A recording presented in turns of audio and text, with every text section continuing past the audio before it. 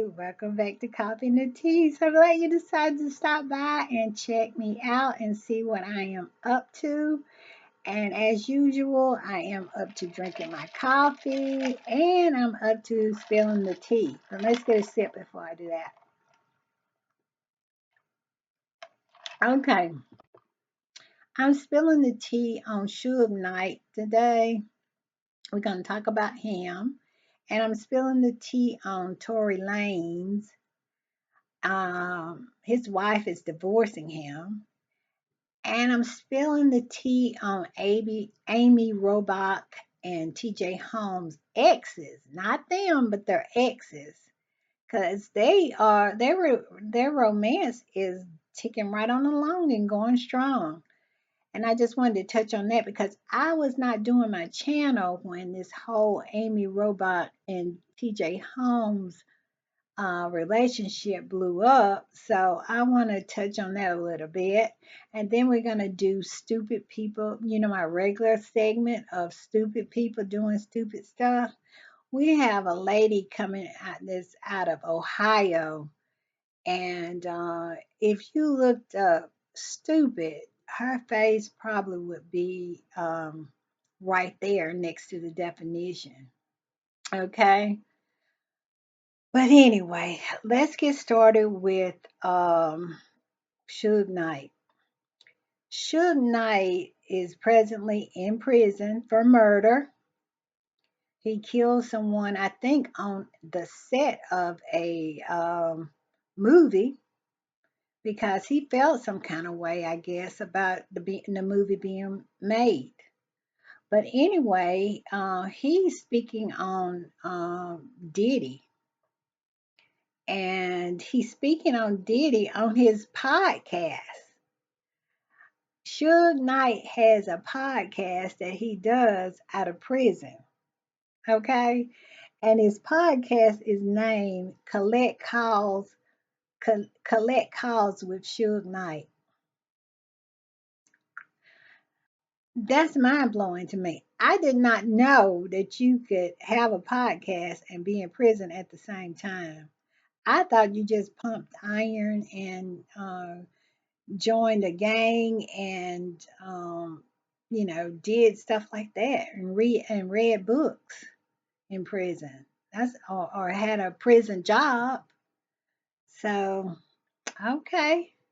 But we're gonna dig a little bit more into Mr. Suge Knight. I found this article on the roots.com. Here's Mr. Suge Knight. If you on the roots.com, and if you want to go on the roots.com and read it in its entirety, you are welcome to do that. Okay, it says Suge Knight shocking claim about Diddy might explain a lot. It says the former Death Row Records boss accused the bad boy of being a long-time FBI informant. That's been out there. That little story, it'll pop up every now and then. And you kind of ignore it, but it keeps popping up, doesn't it? But my problem is who the person who's saying it. I'm not saying it's not believable that Puffy could be an FBI informant because do I believe that the FBI would want to know what's going on in hip hop? Anytime black people are making money and making moves and obtaining power, I'm not shocked if the FBI doesn't show up. So, but is Puffy an FBI informant? You know, for me, the jury is still out on that. All right, let's read more about what Mr. Knight is saying. It said, even in prison, Suge Knight is making his voice loud and clear about his biggest rival in the music industry, Sean Diddy Combs. During the latest episode of his podcast, Collect Call from Suge Knight, the former Death Row record boss, gave his insight on Diddy, claiming that The controversial hip hop mogul has been an FBI informant for a long time now, and it's something that people in the industry have known for a while. But he didn't offer any proof. People can feel that I'm a bunny rabbit, but if you can't offer any proof that I'm a bunny rabbit, does that really make me a bunny rabbit? Like I said, I am not saying that what he's saying is not true, but I mean, just because he's saying it it doesn't hold a lot of weight with me, you know. He said a lot of things that people have been knowing. It's a lot of things people have been knowing. Everybody gets judged differently. So basically, he's saying that he feel because the way Puffy has been moving, and he hadn't really caught any cases. He feel that the reason why he hadn't is because he's an FBI informant. All right, I'm not going to go into all the stuff that he said because basically it's a whole lot of talk with no evidence. It's more like everybody knows, just saying it without evidence doesn't mean that it's true, but it doesn't mean it's not true either. But it definitely means is doesn't mean that it is true. And then they also cite Candace Owens, her saying that Puffy is an FBI informant. And Candace Owens is a clout chaser, a liar, a self hating media whore. That's who Candace Owens is. Candace Owens have sold her own people out for a little pocket change. So, and she is such a clout chaser. If somebody pops up as a hot topic of the day, of the week, she always got something to say. She always, clout chasing, always commenting, always got something negative to say, something to go against the grain so she can get attention on her, so she can get clicks or some kind of get traffic driven to her website or the focus somehow on her. So Candace Owens saying that Puffy is a FBI informant means nothing to me. Absolutely nothing. And it shouldn't mean anything to anybody else. Because if I popped up in the news and everybody was talking about that, I was a bunny rabbit, she would say, no, she's not a bunny rabbit. She's a turtle. She's a turtle. And she would go against the grain in order to get attention put on herself. So Candace Owen, her saying it means nothing to me. So, and then we have the third person that they cite in the article that says that uh, Puffy is a FBI informant, and that would be Kanye West. Kanye West, we all know what the issue is with Kanye West. We know what the issue is with Kanye West. Kanye West has been having a nervous breakdown in front of our faces for some years now. Ever since his mom died, Kanye West has not been a normal person. So all I can say there is that still they're not showing me anything that is convincing me of what this article is trying to um, convince us of, I guess. Because when you using people like Suge Knight,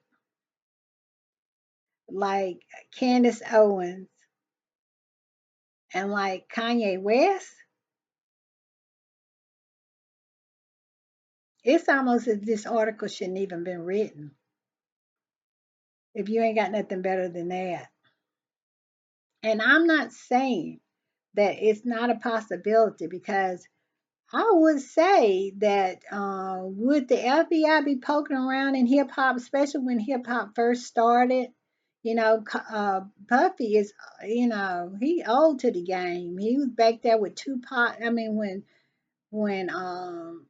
when hip hop was just really, really starting and taking on that gangster rap type bent to it, and which I'm sure that it did make the feds a little nervous, because it was at the time people in Congress, that's when people actually had respect for people, congressmen and senators and everything like that. Now we get clowns like Ted Cruz and Marjorie Taylor Greene. But back then, people really had respect for politicians, and they were really coming for hip hop. So, do I think that the FBI wanted, you know, somebody in there letting them know what was going on with hip hop? Yeah. Can I believe that? Yes, I can believe that. Was it Puffy? I can, it could be. But when you use Suge Knight, Candace Owens, and Kanye West as your references, then I have to say the jury is still out for me. For me, uh, I tell you, it's hard for me to believe on the word of these three. But you tell me what you think in the comments. Am I being too harsh on Suge Knight, Candace Owens, and Kanye West? Or are you in the same um, mindset that I am? That these three people, if it was raining outside, I would have to go out and get wet before I believed it. Because you got a criminal, a clout chasing, self hating media whore in Candace Owens. And you have a person who has been having an emotional, mental breakdown since his mother passed. Have you saw how him and his wife have been dressing lately? And all those, well, his shenanigans in Venice, you know, you should go and see the pictures of him going down the canal, got his pants halfway down, and she on her knees. How disrespectful. How disrespectful of the people of Venice. How disrespectful of himself. And also, why would he disrespect his wife like that? You love someone, you're not gonna disrespect them. So I'm not gonna say Diddy is a FBI informant, and I'm not gonna say he is. I'm gonna say I need more evidence from somebody other than these three. All right, moving on to TJ Holmes and Amy Robach. Exes, not them, exes. Well, to get you up to speed, I don't know if everybody know what went on with TJ Holmes and Amy Robach. TJ Holmes and Amy Robach was a morning show host on ABC, and they end up having an affair. But what the reason it kind of blew up, I think it would have been fine if they both had gotten divorces and then had went on with the relationship. If they felt that it was something there, they shouldn't have, they should have said, okay, I'm going to get a divorce, and then we'll see if this relationship is what we want it to be. That's what Mika and Joe did. on Morning Joe, because she was married and he was married. But when you knew anything, Joe was getting a divorce, and so was Mika. And then when both of them got a divorce, then they got together. They played it smart. But also, too, the difference between Joe and Mika and TJ and Amy is TJ and Amy's exes kicked up a fuss. They did. But Joe and Mika's exes kind of rode quietly into the sunset, and you didn't hear anything from them. I guess maybe Joe and Mika got up off the money and they kept their mouth closed. I don't know what the deal was, but you didn't hear anything from Mika's husband or Joe's ex-wife. But TJ's wife was not going to go quietly into the night, and she was the one who tipped off the Daily Mail, and when all those pictures hit of TJ and Amy canoodling together, I guess they were in the mountains or something. And so when that hit, then all hell broke loose. But she wasn't going quietly into the night, and I don't. And Amy's husband wasn't either. Now, correct me if I'm wrong in the comments. Correct me if I'm wrong. In one Amy's ex-husband, I forgot his name. Oh, let me find what his name is. His name is Andrew Shue. Wasn't he the guy that Amy cheated with when she was married before? So I think he was the other dude. He was the side piece in her divorce prior to him. Amy has always been a cheater. Amy was always a cheater. And guess what? TJ was always a cheater too. TJ cheated in all his relationships. And so I think they deserve one another. But I tell you what, they better watch each other. Because two cheaters, well, I don't know, maybe that's a good thing, because they'll know the other one will cheat. So, but they are definitely two cheaters together. But what happened was after that, Andrew Shue, and her name is Mary Lee Fridge, Fiebig. Frabik. Frabik. I guess that's how you pronounce it. I'm not good at names. But they got together.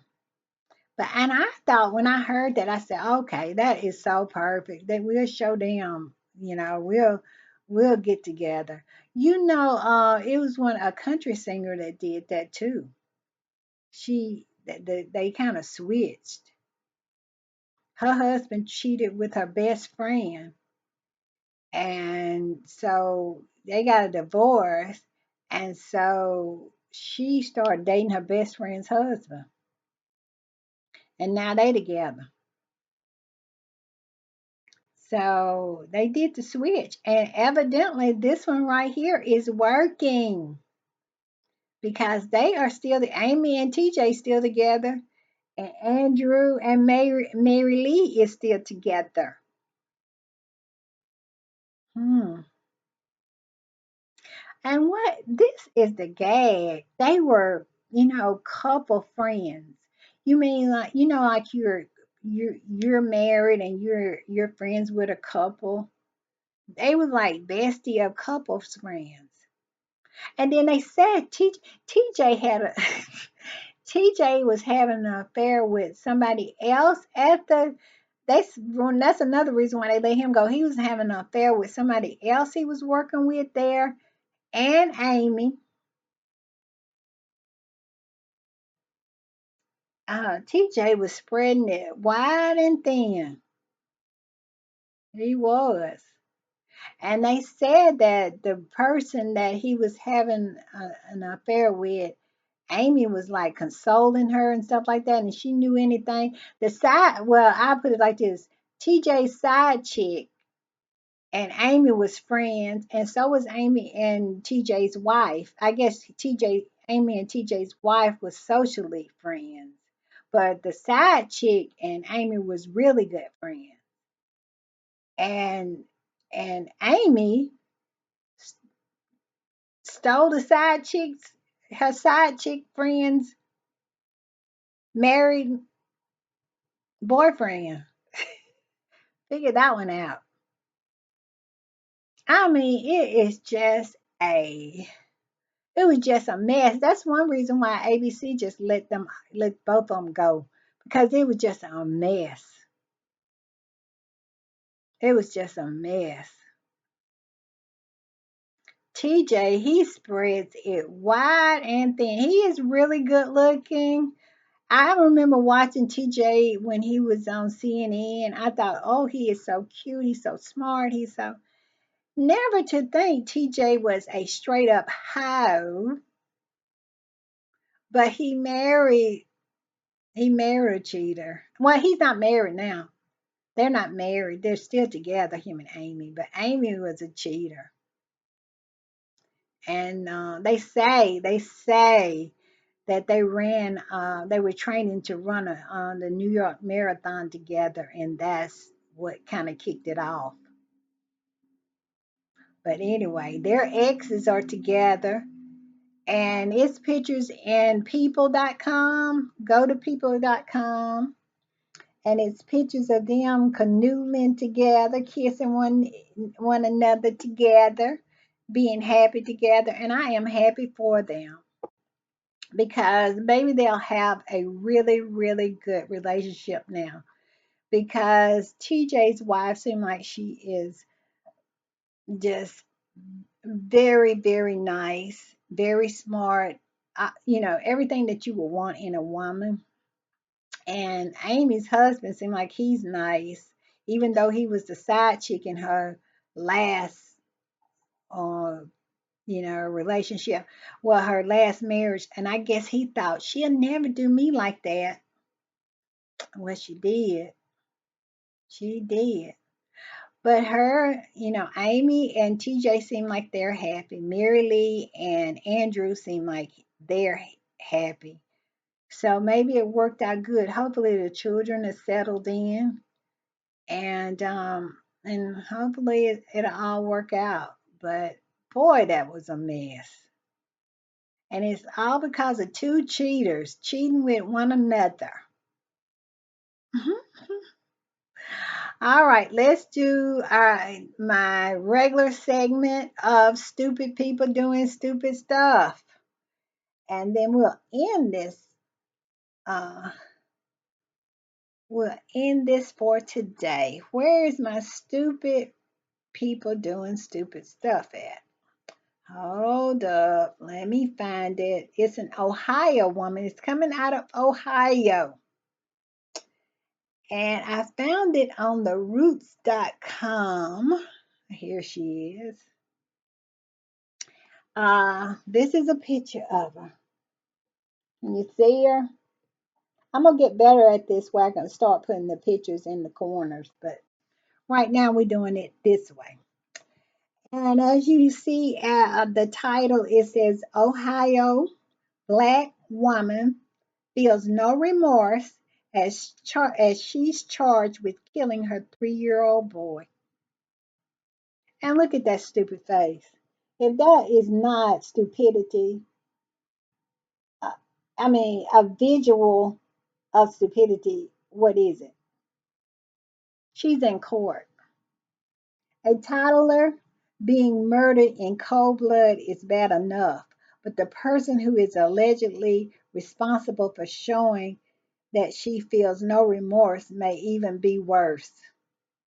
On Monday, the judge read an indictment for Bianca Ellis, a 32-year-old black woman accused of randomly killing their 3-year-old toddler. It's so sad to me. Some children just don't stand a chance.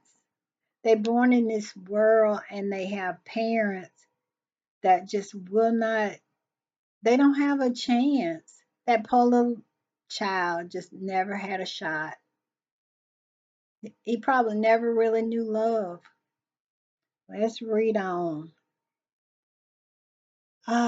She could be seen smiling before she pleaded not guilty to the charges, which included one count of aggravated murder, two counts of murder, two counts of attempted murder, two counts of felony assault, and one count of endangering a child, and one count of tampering with evidence, and one count of misdemeanor theft.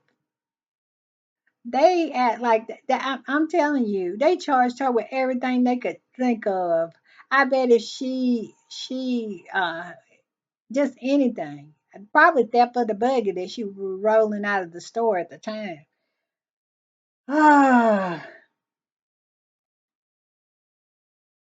it said, and if you go to the roots.com, it's a video.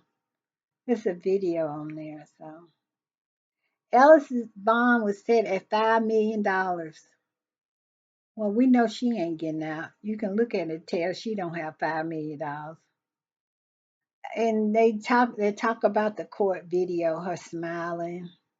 The incident involved Ellis allegedly occurred late afternoon on Monday, June 3rd at Margaret or Margaret, I think Maggot Wood, and her son Julian were at the grocery store west of Cleveland. And Margaret, I'm going to say Margaret, put her son in a shopping cart and they headed into the parking lot of the grocery store before Ellis appeared out of nowhere armed with two kitchen knives she stole from a nearby thrift store. Ellis then suddenly stabbed the 3-year-old twice as he sat in the shopping cart his mother before attacking his mother, and she attempted to lift him out of the seat before running away. Later, police found Ellis a short distance away from the crime scene with the bloodied knife in her hand. Local police confirmed that Julian was transferred to a nearby hospital where he was pronounced dead. The attack has been described as a random act of violence by local authorities. During the bond hearing on Monday, the father of the 3-year-old addressed the court. And they have a video of the father addressing the court. Why didn't she just let the father have the baby? Why? Why? That day, 1 week ago, she took everything from us. There's nothing that it's nothing that could ever be replaced. It's nothing that could ever replace my son and anything that my wife and I, even our other kids, are going through, he said. It's horrendous. I really wish no bail, period, or extend it to the maximum limit possible that you can. At the very least, just do whatever you can to keep this monster behind bars. He had a baby with that monster. My, why, you know, do you not understand that as a man, you have a responsibility with who you procreate with? Because when you bring children into this world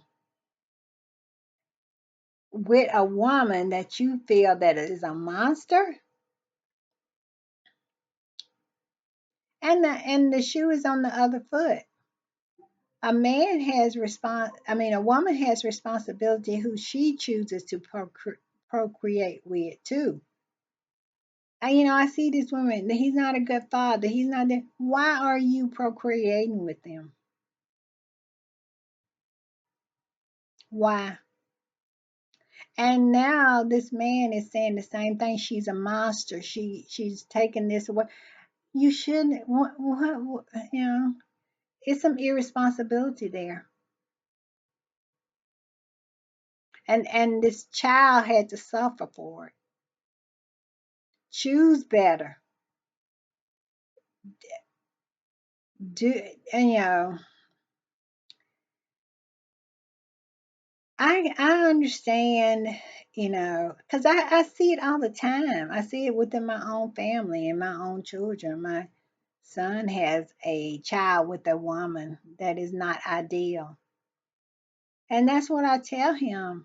What are you thinking? You should be so, you know, picky about who you choose to procreate with because this person is going to be the mother of your children or your child. And that's so important. It's so important that you give your child the best, a good mother, a good person, someone who is going to think about the child well-being. This is who you should choose to procreate with. And don't tell me you don't know. Yeah, you do. Yes, you do. If you take time to get to know that person, you will know. And now this poor little child is dead because he chose to procreate with someone he thought and still thinks is a monster. He failed his child. The woman that he says is a monster, which she is, anybody who would kill her child, and it probably has something to do with conflict between the two of them. I'm just saying, I'm just guessing. It was not in the article. I'm just guessing. Because why would she just randomly kill her child? Some people will kill their child or their children